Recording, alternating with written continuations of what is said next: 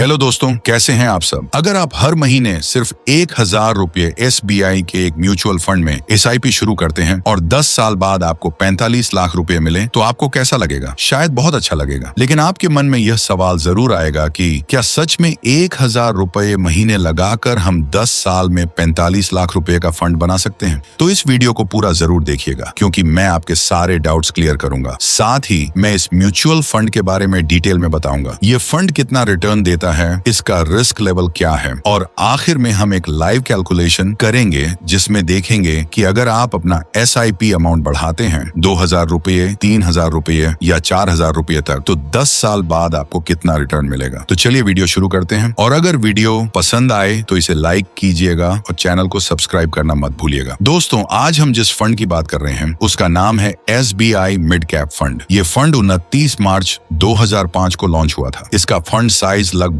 22,000 करोड़ रुपए है और इसका नेट एसेट वैल्यू है 233.05। अब बात करते हैं इस फंड की एक्सपेंस रेशियो के बारे में। कोई भी फंड आपके पैसे को मैनेज करने के लिए सालाना एक चार्ज लेता है जिसे एक्सपेंस रेशियो कहते हैं। इस फंड का एक्सपेंस रेशियो है 0.84%। डायरेक्ट प्लान में और भी कम है। अब बात करते हैं एग्जिट लोड की। एग्जिट लोड का मतलब है कि अगर आप अपना पैसा फंड से 1 साल से पहले निकाल लेते हैं तो फंड आपसे 1% चार्ज करेगा, लेकिन 1 साल बाद कोई भी चार्ज नहीं लगता। अब बात करते हैं कि यह फंड आपका दिया हुआ पैसा कहां इन्वेस्ट करता है। SBI मिड कैप फंड आपका लगभग 40 से 45% पैसा मिड कैप कंपनियों में लगाता है। मिड कैप कंपनियां वे होती हैं जो न तो रिलायंस या टाटा जैसी बहुत बड़ी कंपनियां होती हैं और न ही बहुत छोटी। ये मिडिल लेवल की कंपनियां होती हैं जिनमें ग्रोथ की काफी संभावना होती है, यानी आने वाले 5 से 6 साल में ये बड़ी कंपनियां बन सकती हैं। लेकिन इन कंपनियों में रिस्क भी थोड़ा ज्यादा होता है। अगर कंपनी का कोई गलत डिसीजन हुआ तो इसमें लगा पैसा भी नुकसान में जा सकता है। बाकी का लगभग 40 से 45% पैसा लार्ज कैप कंपनियों में लगाया जाता है और थोड़ी सी राशि स्मॉल कैप में भी जाती है। लार्ज कैप कंपनियां स्थिर रिटर्न देती हैं, लेकिन स्मॉल कैप में रिस्क और ज्यादा बढ़ जाता है। इसीलिए इस तरह के फंड को मिड कैप फंड कहा जाता है। अब बात करते हैं रिटर्न की। पिछले 1 साल का रिटर्न लगभग 7.5%, पिछले 2 साल का रिटर्न लगभग 14.2%, पिछले 5 साल का रिटर्न लगभग 24.5%। कई लोग 1 साल का रिटर्न देखकर डर जाते हैं और कहते हैं कि यह तो FD जितना ही है, लेकिन मिड कैप फंड में आपको लॉन्ग टर्म में ही असली ग्रोथ दिखाई देगी। कम से कम 4 से 5 साल तक निवेश करना जरूरी है। कैलकुलेशन के लिए हम 18% का औसत रिटर्न मानकर चलेंगे, क्योंकि मार्केट में उतार चढ़ाव आता रहता है। अब बात करते हैं हमारे SIP कैलकुलेशन के बारे में। अगर आप 1000 रुपये प्रति माह SIP करते हैं,